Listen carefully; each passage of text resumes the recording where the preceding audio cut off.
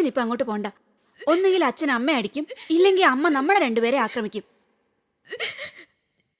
നമുക്ക് മോളിൽ പോയിരിക്കാം. വാ അച്ഛാ.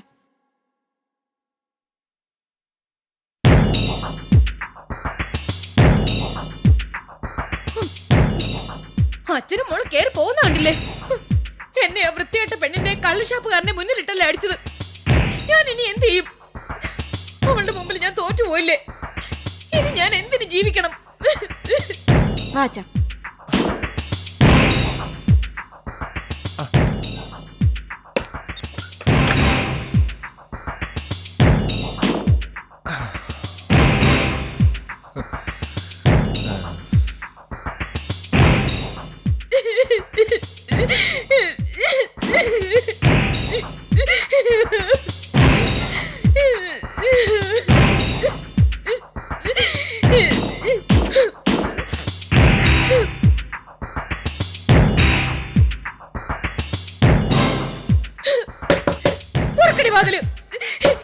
എടി സ്നേഹമില്ലാത്തവളെ, നിന്നെ പെറ്റു വളർത്തിയ എന്റെ മുമ്പിൽ നീ വാതിൽ കൊട്ടി അടയ്ക്കുന്നോ? നന്ദിയില്ലാത്തവളെ. രാജേട്ടാ, എന്തിനാ എന്നെ ഇങ്ങനെ ഒറ്റപ്പെടുത്തിയത്? ആദ്യ ഭാര്യയിലെ മോളും എന്റെ മോളും രാജേട്ടന് ഒരു കക്ഷി, ഞാൻ മാത്രം തനിച്ച്. എനിക്കിപ്പോ ആരും ഇല്ലാതായി. എല്ലാവർക്കും ഞാൻ അധികം പറ്റായി. അമ്മയോട് ആരാ പറഞ്ഞ ഒറ്റയ്ക്ക് നിൽക്കാൻ? അമ്മയ്ക്കും കൂടി ഈ കക്ഷിയിലങ്ങ് ചേർന്നാ പോരെ? പ്രഭ ചേച്ചി പ്രസവിച്ച കുട്ടി നമ്മുടെ കുട്ടിയാണെന്ന് അമ്മയ്ക്ക് തോന്നുന്നില്ല. സ്വന്തം അമ്മയെ കണ്ട ഓർമ്മ പോലും പ്രഭ ചേച്ചിക്കില്ല. അമ്മ ആദ്യം മുതലേ പ്രഭ ചേച്ചിക്ക് സ്നേഹം കൊടുത്തിരുന്നെങ്കിൽ പ്രഭ ചേച്ചിയിൽ നിന്നും അതേ സ്നേഹം അമ്മയ്ക്ക് തിരിച്ചു കിട്ടിയേനെ. കഥക തുറക്കടി, എനിക്ക് നിന്റെ അച്ഛനോട് സംസാരിക്കാനുണ്ട്. വേണ്ട, ഈ സമയത്ത് നിന്റെ പ്രസംഗം കേൾക്കാൻ എനിക്ക് താല്പര്യമില്ല. ഈ വീട്ടില് വേറെ മുറികളുണ്ടല്ലോ. ഏതെങ്കിലും ഒരു മുറിയിൽ പോയി ഒരാഴ്ചയോ ഒരു മാസമോ കിടന്ന് കരഞ്ഞോ, എനിക്ക് യാതൊരു അഭിപ്രായ വ്യത്യാസവും ഇല്ല. നിന്റെ നാടകങ്ങളൊക്കെ കണ്ട് ഞാൻ വിശ്വസിച്ചിരുന്ന കാലമൊക്കെ കഴിഞ്ഞു. ഈ വീട് എന്റെ വകയാ. അതെയല്ലോ, പക്ഷേ ഇതെങ്ങനെ നിനക്ക് കിട്ടി? നിന്റെ അച്ഛൻ കാലിൽ മന്തുള്ള അരപ്പട്ടിണിക്കാരനായ ദേവസ്വം മാസ്റ്റർ വാങ്ങി തന്നോ? അതോ ഓസിന് കള്ളു കുടിക്കാൻ വേണ്ടി നിന്നെ നാടകത്തിൽ അഭിനയിക്കാൻ കൊണ്ടു നടന്ന നിന്റെ ആങ്ങളെ വാങ്ങി തന്നോ? ഞാൻ അധ്വാനിച്ചുണ്ടാക്കിയ വീട് നീ ഗർഭിണിയായപ്പോ നീയും നിന്റെ ആങ്ങളെയും ചേർന്ന് വേറൊരു നാടകം നടത്തിയല്ലേ എന്റെ കയ്യിൽ നിന്ന് ഒപ്പിട്ട് വാങ്ങിയത്? ഇതൊന്നും നന്ദിനികൾക്ക് ഞാൻ പറയാൻ പാടില്ലാത്തതാണ്. നീയാണ് എന്നെ കൊണ്ട് ഇതൊക്കെ പറയിപ്പിക്കുന്നത്, ഓർത്തോ? മതി അച്ഛാ, എനിക്കിതൊന്നും കേൾക്കാൻ വയ്യ. എന്റെ ജനനത്തിന്റെ ബാക്ക്ഗ്രൗണ്ട് കൂടുതൽ വ്യക്തമാവും തോറും എന്റെ ധൈര്യവും ജീവിക്കാനുള്ള ആവേശവും ഒക്കെ ഇല്ലാതായി പോകുന്നു. സോറി മോളെ, അച്ഛനെ ഒന്നും സംസാരിക്കില്ല. എന്തിനെ കഥക തുറക്കാതെ തന്നെ നീ പറയാനുള്ളതൊക്കെ പറഞ്ഞു കഴിഞ്ഞല്ലോ. കഥക തുറന്നില്ലെങ്കിൽ കോടാലി എടുത്തോണ്ട് ഞാനിത് വെട്ടിപ്പൊളിക്കും. നീ അതും ചെയ്യും.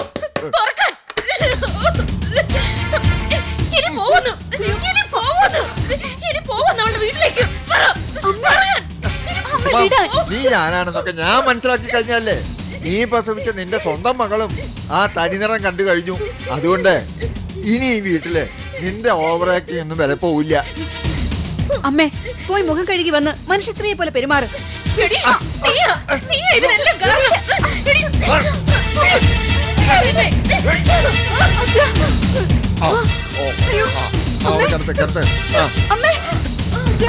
കിടന്നോട്ടെ മോളെ. അച്ഛാ, ഞാൻ പോയി കുറച്ച് വെള്ളം എടുത്തോണ്ട് വരാം. ഒന്നും വേണ്ട. ഒരുപാട് കാലം ഇപ്പൊ നീ പേടിച്ചതുപോലെ ഞാനും പേടിച്ച് വെള്ളം കുറെ കുടഞ്ഞതായി മോത്ത്. ഒന്നും ചെയ്യണ്ട. നോക്കേ, നമ്മള് നമ്മളെ പാട് നോക്കി പോവുക. 10 മിനിറ്റ് കഴിയുമ്പോ തനിയെ എഴുന്നേറ്റ് വന്നോളും. വാ മോള് വാ, നീ ഇങ്ങോട്ട് വാ. അച്ഛൻ ഇതൊക്കെ കുറെ കണ്ടതാ മോളെ.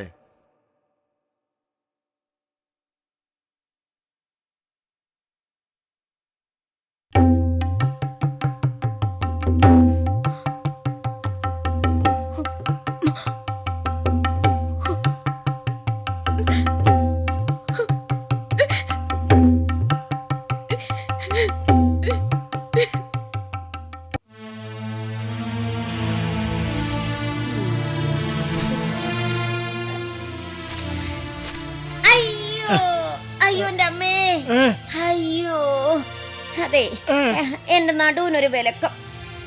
ഇന്നലെ രാത്രി തുടങ്ങിയതാ. ഇനി ഒരാഴ്ചത്തേക്ക് അയ്യോ കുനിയാനോ നിവരാനോ സാധിക്കില്ല. ഓ, വൈകുന്നേരം നളിനി കയറി വരുമ്പോ മുറിയൊക്കെ വൃത്തികേടായി കിടന്ന അതിനും ഞാൻ തന്നെ കേൾക്കണം ചീത്ത.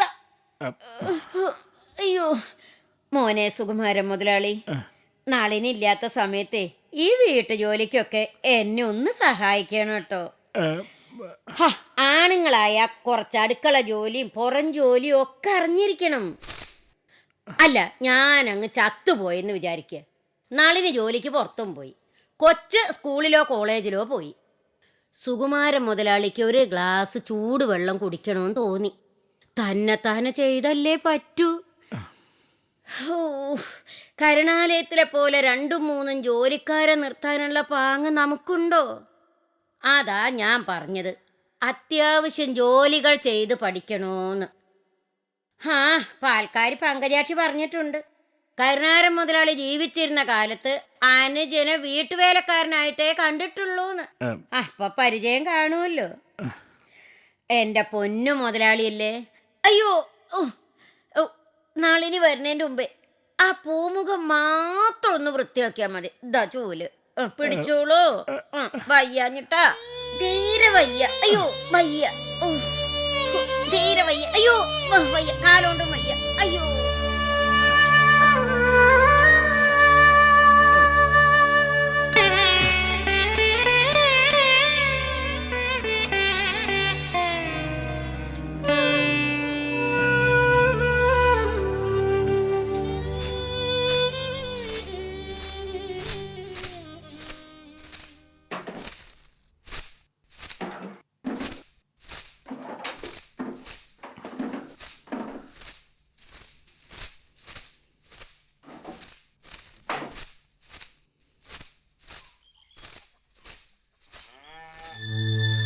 അയ്യേ, അങ്കിൾ എന്തായി കാണിക്കുന്നത്?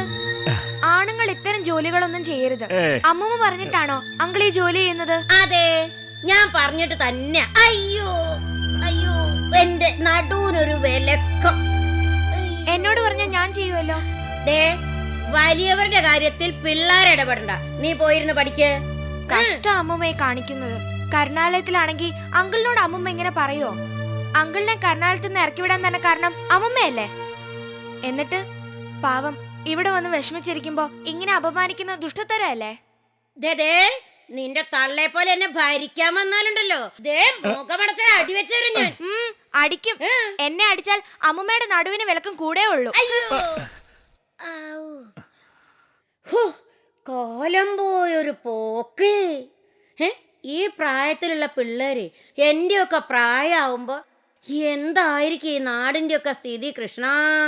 കണ്ണന മുന്നിയെ കാണുമാറാകണം, കാർമുകിൽ വർണ്ണനെ കാണുമാറാകണം,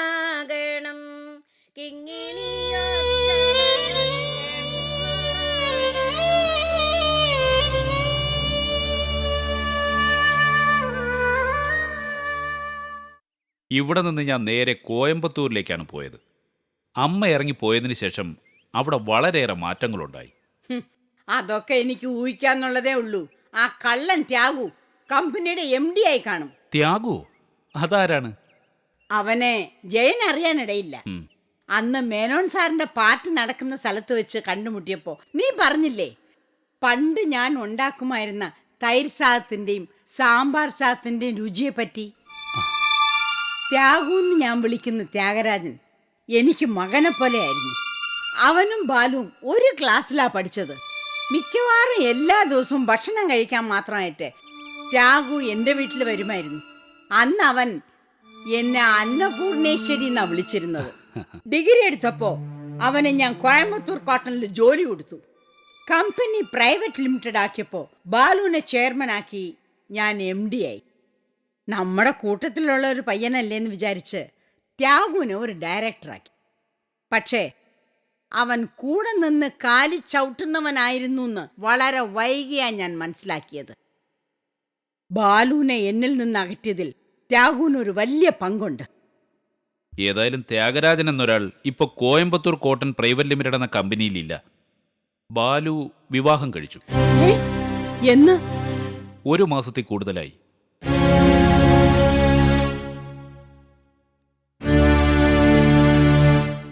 കോയമ്പത്തൂരിൽ അറിയപ്പെടുന്ന ഒരു ഡാൻസർ ഉണ്ടല്ലോ. ഏതോ വർഷം അവൾ കോയമ്പത്തൂരിൽ മിസ് കോയമ്പത്തൂരായി തിരഞ്ഞെടുക്കപ്പെട്ടു. എന്താ അവളുടെ പേര്? ഹേമ. ഹേമയാണോ അവൻ കല്യാണം കഴിച്ചത്? എക്സാക്ട്ലി. അപ്പോ അമ്മയ്ക്ക് ആ സ്ത്രീയെ അറിയാല്ലേ? അവളുടെ സഹോദരൻ തന്നെ 1-2 പ്രാവശ്യം ഹേമയെ വീട്ടിൽ കൊണ്ടുവന്നിട്ടുണ്ട്. ആ പെൺകുട്ടിയുടെ സഹോദരൻ രാകേഷും ബാലുവും ക്ലാസ്മേറ്റ്സ് ആയിരുന്നു. ഇപ്പോൾ ഹേമയുടെ ബ്രദർ രാകേഷാണ് കമ്പനിയുടെ MD. രാകേഷിനെ കുറിച്ചും ഹേമയെക്കുറിച്ചും വളരെ മോശമായ ഒപ്പീനിയനാണ് കോയമ്പത്തൂരിലുള്ളത്. ഹേമയെ ഒരു ഫൂളാക്കി രാകേഷ് ബാലുവിനെ എക്സ്പ്ലോയിറ്റ് ചെയ്തുകൊണ്ടിരിക്കുകയാണെന്ന കമ്പനിയിലെ തൊഴിലാളികൾ പറയുന്നത്. അമ്മ എന്ന ചെന്നൈയിലേക്ക് വരുന്നത്? എനിക്ക് നാളെ തന്നെ തിരുവനന്തപുരത്തേക്ക് പോകണം. മേനോൻ സാറിന്റെ മകൻ എന്റെ സിസ്റ്ററിന്റെ മകളെയാണ് മാരേജ് ചെയ്യാൻ പോകുന്നത്. അപ്പോ കല്യാണത്തിന് ഞാനും ഉണ്ടാവും. മേനോൻ എന്നെ വിളിക്കാതിരിക്കില്ല. എന്റെ കമ്പനിയുടെ വർക്ക് മാത്രമല്ല മേനോൻ ചെയ്യുന്നത്. ധാരാളം ക്ലയൻസിനെ ഞാൻ മേനോന് പരിചയപ്പെടുത്തി കൊടുത്തിട്ടുണ്ട്. ആരെയും ക്ഷണിക്കുന്നില്ല ജയ. മാരേജ് രജിസ്റ്റർ ചെയ്യുന്നേ ഉള്ളൂ. ഇന്ദുഗോപന് ആഘോഷങ്ങളിലൊന്നും വിശ്വാസമില്ല. ആ പെൺകുട്ടിക്കും ഇല്ല. പിന്നെ ഇന്ദുഗോപൻ ബർത്ത്ഡേ ആഘോഷിച്ചതോ? അത് മിസ്റ്റർ മേനോന്റെ നിർബന്ധം കൊണ്ടാ. അമ്മ എന്നെ നിരാശപ്പെടുത്തരുത്. ഞാൻ എല്ലാ ഏർപ്പാടുകളും ചെയ്തു കഴിഞ്ഞു. തൽക്കാലം നീ പോ ജയ. ഞാൻ ഒന്നുകൂടെ ഒന്ന് ആലോചിക്കട്ടെ. ഇനി ഒന്നും ആലോചിക്കാനില്ല. ട്രൂ ടു ലൈഫ് എന്നാണ് എൻ്റെ കമ്പനിയുടെ പേര്. അമ്മയ്ക്കെല്ലാം കൊണ്ട് യോജിച്ച പേര്. അമ്മയാണ് ഇനി CEO, ഞാൻ ചെയർമാൻ. അമ്മ പറയുന്നതാണ് നിയമം. എല്ലാ ഡയറക്ടേഴ്സും ഒറ്റക്കെട്ടായി അമ്മയുടെ കൂടെ തന്നെ നിൽക്കും.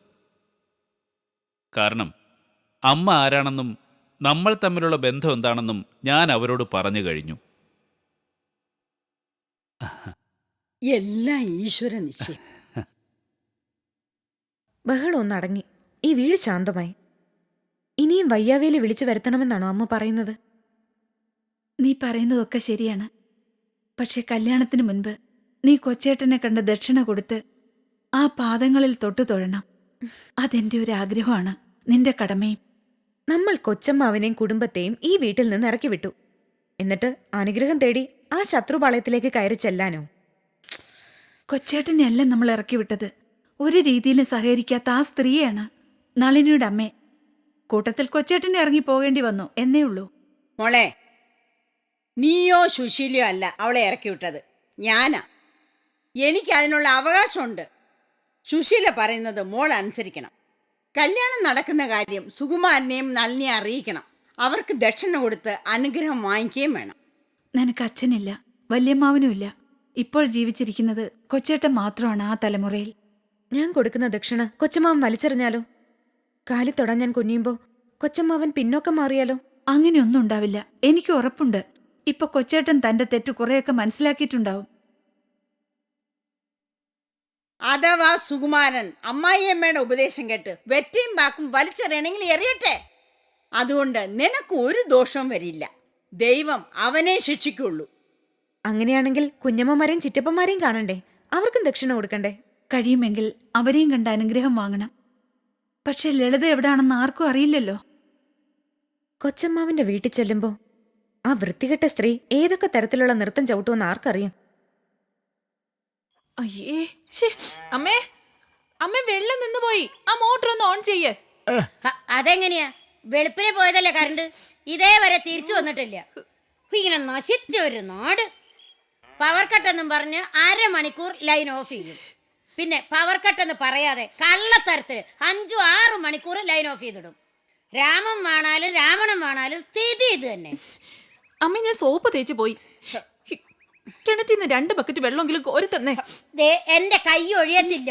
നീ കുളി കഴിഞ്ഞ് വരുമ്പോഴേക്ക് കാപ്പി പലഹാരവും റെഡിയാക്കി വെക്കണ്ടേ? നിന്റെ ഭർത്താവിനോട് പറ. മുതലാളിക്ക് നല്ല ആരോഗ്യമുണ്ടല്ലോ. സ്വന്തം വീട്ടിലായാലും ഭാര്യ വീട്ടിലായാലും ഭക്ഷണം കുശാൽ. അമ്മ ചേട്ടനോട് ഇങ്ങനെയൊന്നും പറയരുത്. അമ്മയുടെ ചെലവിലൊന്നും അല്ലല്ലോ അദ്ദേഹം ഭക്ഷണം കഴിക്കുന്നത്. അങ്കിളിനെ കൊണ്ട് വെള്ളം കോരിക്കണ്ട, ഞാൻ കോരിത്തരാം. നീ പോയിരുന്ന് പഠിക്കടി പെണ്ണേ. ആണായി ഒരുത്തനെ വീട്ടിലുള്ളപ്പം പിള്ളേരെന്തിനാ ഇത്തരം ജോലി ചെയ്യുന്നത്? എടാ സുമാര പറഞ്ഞു കേട്ടില്ലേ? രണ്ടു കൊട്ടി വെള്ളം വേഗം കോരി കൊടുക്ക്. ആ അടുക്കളയിലെ വെള്ളവും തീർന്നു. എന്താടാ മുതലാളി, ഇന്ന് എന്റെ ചെവി പൊട്ടിപ്പോയോ?